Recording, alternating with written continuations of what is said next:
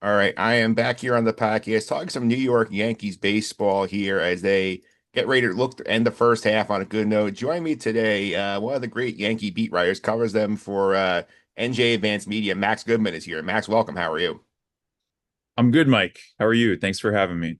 Thanks for coming on here. And I got this definitely was an interesting season for the Yankees coming in with the whole, how do they look in the post Juan Soto world and seeing the big pivot to plan B. And I mean, the last 2 weeks have not been smooth sailing, but for the most part, pretty good so far. What's your take on what you've seen for the Yankees first 2.5 months of the year?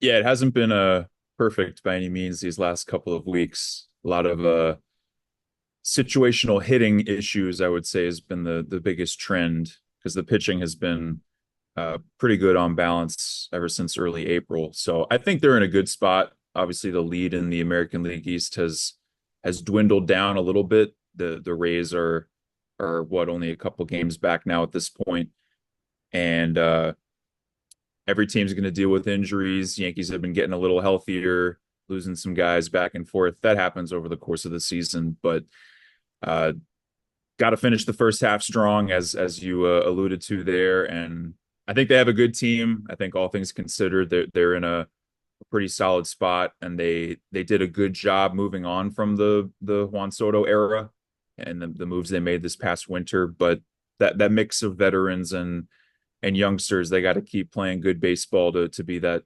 effective supporting cast around Judge and the, really good starting staff that they have.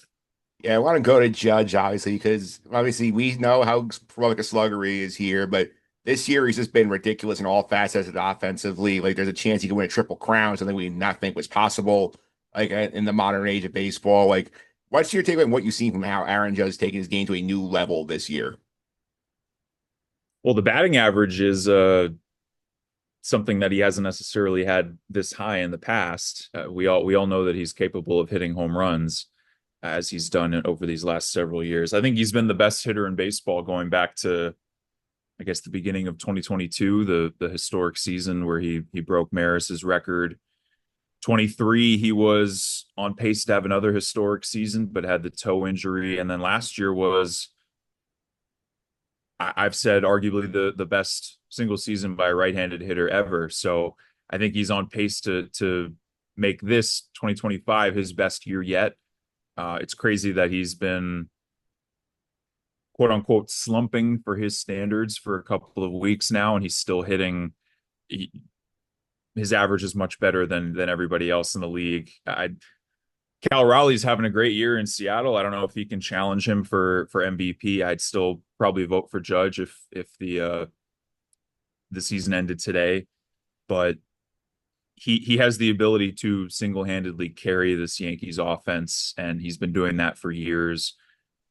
Just the way that he's evolving as a hitter to be able to take his singles and take his walks, but then also have the ability to capitalize on mistakes over the middle of the zone and hit home runs. He really is just the full package up there. And I think that his contract that he signed is going to turn out to be a bargain for the Yankees with what some of these other players in recent years have been signing for. Yeah, for sure. I mean, I'm looking at recording today on June 24th here. I mean, he's hitting 367. His career high for us was 322 in a season. And like his OPS is over 1200, which is absurd to think about. It sounds like a video game number. It is, yeah, but I don't even know if I could put those numbers up in MLB The Show. I'd have to go on the rookie setting for me to do that. Yeah. Yeah, that's true here. And we also mentioned Plan B earlier here. And obviously, the Yankees wanted to keep Wanso. They made a big offer. He chose to go elsewhere. That's in the past, but they did make the big pivot. They go spend money on Max Free. They trade for Cody Bellinger. They bring in Paul Goldschmidt. They trade for Devin Williams. Well, the last one has not worked out as well. The other three moves seem to have worked out very well for the Yankees, about as well as you could have hoped for, considering this was the backup plan to keeping Soto and Judge together. Absolutely. I think that with the way things are trending right now, they may be more grateful that Soto didn't end up with them, just in terms of the well-rounded roster that they have right now. It wouldn't be if they got Soto, I think that the lineup would be even more top heavy, and I don't know what they would have done in the starting rotation in the back of the bullpen without Freed. And honestly, Devin Williams has been great for the last month and a half, 2 months at this point, really distancing himself from the the shaky start that he had to the season that first month, where I like the move to have him stay in the closer role, even with Luke Weaver coming back, just because he's earned the opportunity to stick back there, and he's pitching to the track record that he had in Milwaukee. The reason why the Yankees went out and traded for him. So yeah, overall, I think the front office deserves a pat on the back there for the moves that they made, figuring out how to make this team better, even after losing out on Soto. Time will tell, of course, years and years down the road, who ended up really winning that sweepstakes. If the Mets, he's a future Hall of Famer. I think that's not even a hot take with Soto and Queens now. But if the Yankees can use the financial flexibility that they were able to recoup by not having to pay almost $800 million to one player, they may end up in a better spot than they would have been. But obviously, I know fans wanted Soto to come back. I think that we'll have to wait and see who ends up on the better side there. Yeah, Free particularly has been like a godsend for them, considering they didn't know they were going to lose Garrett Cole beginning of the season here, and like look some of these contracts the guys signing free agency. I mean, Corbin Burns is out with Tommy John surgery now. Blake Snell's made 2 starts. Like Max Free's been the best value on the free agent pitching contracts this year. And he signed for the biggest contract ever for a left-handed pitcher. So they got a good one for sure. He's a great guy to interact with off the field as well. I really respect the way he goes about his craft. And, I mean, we'll see how that contract develops, because if I'm not mistaken, he's already on the other side of 30. Maybe you can check that for me. I don't remember. So the fact that he's signed for 7 years, I think it is, he's got to pitch well deep into his 30s to really make this contract worth it. But right now, as he's in his prime, he could win a Cy Young Award this year if he continues to pitch at an extremely effective level for the rest of this summer. And if he stays healthy, I mean, you can see him pitching twice in every playoff series and being a key cog for them down the stretch. Rodon's been great. Clark Schmidt's been great. Will Warren has taken steps forward too. And eventually Luis Heel will be back from the IL. So say even without Garrett Cole, the rotation's in a really good place right now. Yeah, I did look it up. Max Fried turned 31 in January, so like he is like in the early 30s. So we got a couple of years there here, and they also have, you mentioned that pitching depth that they have here. I mean, Rodon's had a great year. Clarkson came off the IL has been great. Like you said, Will Warren here, like Heel coming back. I feel like the Yankee pitching depth. I know losing Cole was a big blow and losing Heel for a few months here. It seems like they've weathered it pretty well. They have, yeah. I mean, I'm very impressed with the continued development from Rodon and Schmidt. Rodon really is another success story for the Yankees pitching department, in the sense that when he came in, he was just a fastball slider guy trying to overpower you, and now he's really developed into a lefty that can beat you in different ways, keep you off balance with the changeup and other pitches that he has. He's not resistant to that anymore. I think that he goes into every start and you don't know what pitch he's going to throw most. It's not just a guaranteed fastball at the top of the list for him. Schmidt and Warren, I kind of rope them in together in the sense that they've always had electric stuff. The Yankees have always been really high on them when they've been in the minor league system developing. Schmidt's a first round pick. Warren isn't, but still was a top prospect pretty quickly. And the stuff has been there, but they've had to figure out how to get left-handed hitters out, pitch deep into games, and be more consistent. Obviously, stay healthy too. Schmidt has a lot of injury history, which is one of the reasons why they took him out even after 7 no-hit innings the other day. So I'm not sure what kind of version Luis Heel will be when he comes back, but yeah, to be pitching this well overall, I think last time I checked, they have the best starting ERA since mid to late April at this point, when, Stroman got hurt, Carlos Carrasco came out of the rotation. Ryan Yarbrough's been a revelation for them. Of course, he's on the IL now, but for them to pitch this well with no pitches thrown from Cole and Heel says a lot. I think they've done a good job importing guys and also developing the pitchers they already have. Yeah, it's true here. And pitching development's been great. Fans I know may not be so sold on the pitching player development. I know Anthony Volpe's been a lightning rod of late for not really living up to the best shortstop prospect in baseball that the Yankee fans were told about when they passed a bunch of guys to get him. Ben Rice, we know, has been unlucky at times. If you look at his baseball savant page, he should be doing better than he is. Jason Dominguez development has not gone the way Yankee fans had hoped here. Like, do you think there's a level of concern within the Yankees that some of these position players have not reached the heights they thought they were going to? Well, I think the concern that I see on social media is, and you mentioned it there, that these guys aren't living up to their potential, which is it comes with the territory of wearing pinstripes. I mean, Dominguez was viewed as the next Mickey Mantle, Volpe the next Derek Jeter.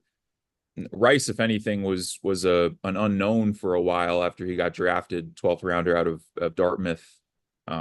Real success story for the scouting department in the sense that he was in college during COVID and didn't really have that much data to him, and the Yankees still were able to find him and draft him and develop him. So I like his game a lot. He does consistently hit the ball hard, has the ability to hit, gosh, I don't know, 20, 30 homers a year if he's able to stay healthy and have a consistent role. I wonder if they'd make him the starting first baseman next year, depending on if they want to bring Paul Goldschmidt back or they have another solution via free agency or trade. Obviously, Rice is a catcher deep down, but Austin Wells has been back there looking really good as a defender. He's had an up and down year offensively too. But yeah, Volpe and Dominguez, they're an interesting case because in other markets, I think teams would be fine with how they've been performing in the sense that everyone has growing pains when they get to the big leagues. It's hard to hit. But the fact that Dominguez has been this struggling this much against left-handed pitching from the right side of the plate, the fact that Volpe hasn't really found the best version of himself at this level. We know the defense is elite and he's already a Gold Glove winner, as much as I think he's taken a step back in that light with some of the metrics defensively this year. Is he a power threat? Can he just be a contact hitter but still have the ability to go gap to gap and drive runs in? If he's going to be in the bottom half of the lineup, they need to lengthen their ability to score runs, and both of them are very important. They haven't been stealing bases as much as I thought the two of them would. So, we could devote an entire episode to just those two guys and how they fit moving forward. But I think you have to temper your expectations just a little bit. I know that's hard for Yankee fans who expect to win a championship every year. That hasn't happened for a long time. And when you see these guys rising up through the system, thinking that they're going to be the rookie of the year, all-stars every season as they've developed, and Volpe's in his third season now already. But it takes some time, and I think that they, on the one hand, they deserve to be criticized because they haven't taken that next step and they have all the potential in the world. So what is going on? That's a question that needs to be answered this year. But also, I think fans need to give them some time to figure things out and develop, because it is hard to play at this level in this market. And you see the flashes of brilliance, right? Where they are playing at a high level and taking over games. So I know that's a long-winded answer, but they're very talented, and I think they're key pieces for the future of this team. I wouldn't trade them right now necessarily unless you're going to get Paul Skeens or something like that. So Yeah. I'm impressed with the good times and confounded by the bad ones. I'll put it that way. Yeah, the Dominguez I give a little bit of a break to because they really didn't give him much of a lane until this year to get consistent big league playing time after the injury. So like that's one thing. Volpe I feel bad for because I know he's a good player, but like the heights that he was sold, and like you could go down the list of shortstop the Yankees passed on to hold the spot for Volpe, and like him not becoming an immediate superstar really sort of like has irritated the fan base, I think, because of like saying, oh, like we didn't need Corey Seager, we didn't need to trade for Francisco Lindor, we didn't sign like anybody else who like one of the superstars came out over the last few years because Volpe's our guy. And then like he's 24 and he's not immediately like Francisco Lindor or Corey Seager. That frustrates fans. Well, Aaron Judge wasn't a superstar until his late 20s. So sometimes it takes time. That's similar case with Spencer Jones in the minors right now, right? I mean, nobody thought he'd still be in Double A, but can he still figure it out? Maybe. I'm not sure. He still strikes out quite a bit. But there's always somebody that's behind you, right? I mean, George Lombard Jr. is 19 and he's surging through the system, one of the best prospects in baseball. What are the Yankees going to do if Volpe doesn't take a step forward this year, maybe continues to struggle early on next year, and Lombard is viewed as a tremendous defender and has a huge ceiling offensively too, with the makeup of a future captain potentially. And same with Dominguez. There's always outfielders on the pipeline. Everson Pereira really hasn't gotten a chance with the Yankees since he came up in 2023. I know he had Tommy John surgery, so that didn't help him. And they have the financial might to replace these guys. Like you said, the Yankees could have used their deep pockets to fix the shortstop situation, but they wanted to give Volpe a chance. And he's not a bad player. It's just that he's not living up to his expectations just yet. Yeah, it's true. And obviously, the American League East definitely always in the division race here. Going into the year, you figure it'd be the Yankees in Baltimore, and then Baltimore fell apart, and everybody else sort of been hanging with the Yankees. Tampa's the closest chaser right now. Toronto is right there. They're playing Toronto next week. They're gonna be out by the time this. They're gonna be starting that series time this podcast is out. They're the Red Sox. They're 5 of 6 already here. Like I feel about the Yankees' chances to hold on and win this division. How do I think about their chances? I think they have a good chance. I think if they can continue playing good baseball and staying healthy, I a couple weeks ago thought that they were not necessarily guaranteed to win, but they were just going to cruise to it. And obviously these last few weeks with I think at the point we're recording right now, they've lost 8 of their last 11, I want to say. Yeah. And not driving in runs the way that the high octane offense was able to the first few months of the season. I don't necessarily view Toronto as a real threat. I've in previous years with their core, Guerrero Jr., Bichette, those guys, the veterans on their staff, I always thought they would take the next step and be a legit threat in October, and they never did. So I've kind of given up on that. So maybe this will be the year that they finally figure it out. Um, the Red Sox were so dysfunctional from far, right, with the Devers situation, because we don't follow these teams every day. But then seeing them play against the Yankees those 6 games, they looked a lot better than what I had been hearing, what I had been seeing in box scores and on TV. So there's potential there, but they got to stay healthy. They got to figure out how to fill Devers' shoes in the middle of their order. Tampa's always around. They're always scrappy and they find ways to win even with their lower payroll. And they have a good pitching department as well. Playing in Steinbrenner Field, that'd be pretty funny if they end up playing against the Yankees in a playoff series. They go back and forth. And Baltimore that's crazy that deserves its own podcast too. The fact that they have this young core of all these special players. And not only have they not performed, but the front office just didn't. It's almost like they didn't try to surround those guys with the talent necessary to win. I'm not really sure what the thinking was there, if it was a financial limit that they had, or they figured what they already had internally was enough. But when Gary Sanchez is one of your biggest offseason additions, I think that says a lot. And they couldn't have believed that their rotation and pitching staff was good enough in this division because it's perennially one of the best in baseball. So that's a pretty steep fall from grace for them after winning the division a couple years ago. I don't know what they're going to do at the deadline and this coming winter. So all things considered, I think the Yankees have a good chance, but no guarantees in the AL East. Never. Yeah, it's true here. And you mentioned the deadline here. Brian Cashman definitely be looking to add to improve his roster at the deadline here. Like, I mean, aside from the obvious, like go for a bullpen arm, which everybody wants to do, like, what do you think he wants to do to improve his roster?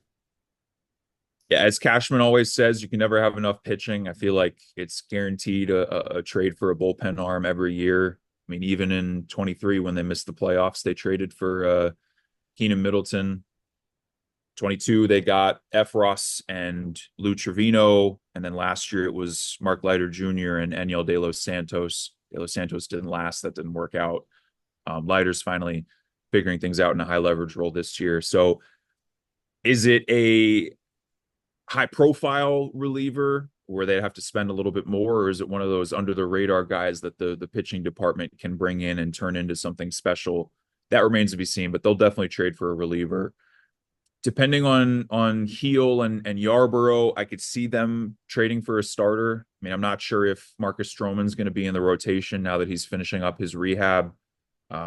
He's making another rehab start as we're recording today on Tuesday the 24th. And I think it's always good to add to your starting rotation. It's good to have depth there because you never know who else might get hurt down the road. But I think overall, and I'll preface this by saying I'm very impressed with how DJ LeMahieu has played over 100 plus plate appearances now. It's not necessarily a small sample anymore. He's been hitting the ball really hard and producing. He's not as good as he was going back all the way to 2020 and 21 before the injuries hit him, and he's getting older. So if you could upgrade at second or third and then move Jazz Chisholm to wherever that player isn't, if you could bring in a starter caliber infielder, it's going to cost you something in terms of prospect capital, but that's where I would look. Either way, I think an infielder, a backup for Volpe, a guy who can roam around. I know Isaiah Kiner-Falefa is a name that I've seen online. I'm not sure if that's the guy that they'd want because they had him previously and it didn't work out. Has he improved with the Pirates over these last few years, the Blue Jays as well? They could go the cost-effective route and try to find just a versatile defender that's maybe an upgrade from Oswald Peraza and whatever depth they have on the bench. But it's just, I would say adding to the bench would be something to do as well. I feel like even last year they didn't have that righty bat coming off the bench in big spots that they could trust to get a hit if they needed. And that even goes into the playoffs too. Because Giancarlo Stanton's going to be in the lineup most days. That's not really getting him back isn't really addressing that issue. And they have Escara, Rice. There's a lot of lefties on their bench. The surplus of outfielders, one of those guys will probably be on the bench too. But Dominguez really isn't a righty bat, considering his track record this season. So if you could get an experienced guy, maybe he's played in the playoffs a lot, can play the corner outfield spots, maybe even third and first. That's what I would look for. But also with the expanded playoffs, it's hard to say X amount of teams are going to be selling. And if they're definitely going to be selling in today's day and age, then they probably don't have that many good players to begin with. I'm looking at the Rockies, for instance. So the Yankees front office, they have their hands tied a little bit, and you're going to have to spend a lot if you want to upgrade because you got to wow another team with a prospect package. Yeah, I think the team the Yankees are watching for and hoping that they fall out of it in the NL. I think Arizona has a lot of things the Yankees could use between like potentially Eugenio Suarez for third base. They have a lot of pitching options. You want to try and get crazy and maybe pull in like a big starter like a Zach Gallen or a Merrill Kelly. I feel like they would be the team you look to try and deal with if Arizona is out of the race at that point. But even the Diamondbacks can make a run. I mean, the Orioles are so far back in the AL East, but they could sneak into the wild card race too. So keep an eye these next 2-3 weeks now, leading up to when we really get to where the hot stove is simmering in late July, and we'll have a better idea on a lot of these teams. But other clubs are more hesitant nowadays to sell off those good pieces. If anything, the best shot would be a guy who's going to go into free agency next year. You mentioned Zach Allen, for instance. That's a good example. Yeah. Last thing here is obviously like the Yankees in the first half here, they have a very interesting stretch of the schedule. Like heading into the break, they have a road trip for Toronto, three of the Mets, and they come home in the break. They got Seattle and their strong pitching staff coming in, and the Cubs who lead the NL Central here. What do you think this stretch will say about them as they hit the All-Star break? Those are some good teams. Yankees haven't played well against the AL East, so that Blue Jays series is a must win, I would say. The Mets are always going to be tough, as we saw with that series at Yankee Stadium earlier this year. Although they were playing really well at that point. All of May, pretty much, they played good baseball. It's just early in June, the annual June swoon that they deal with. Mariners, they played them well in Seattle, but like you said, they can shut you down. So we'll see how the offense is clicking at that point. That might be a tough couple games to snap out of a poor stretch offensively with the starters they have. Munoz in the back of their bullpen is great.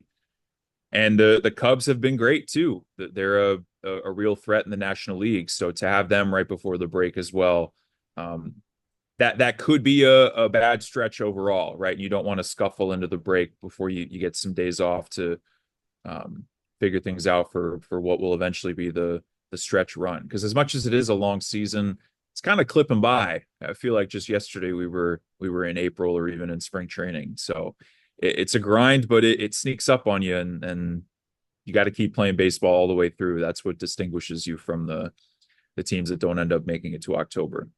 That's true, Max. Thanks for all the time. I really appreciate it. People want to follow on social media, keep up with your Yankee coverage. How can I do that? I'm on Twitter, Max T Goodman, or X, I should say. And then all my articles are on nj.com/Yankees. So I work for NJ Advanced Media. And yeah, that's pretty much it. Appreciate you having me.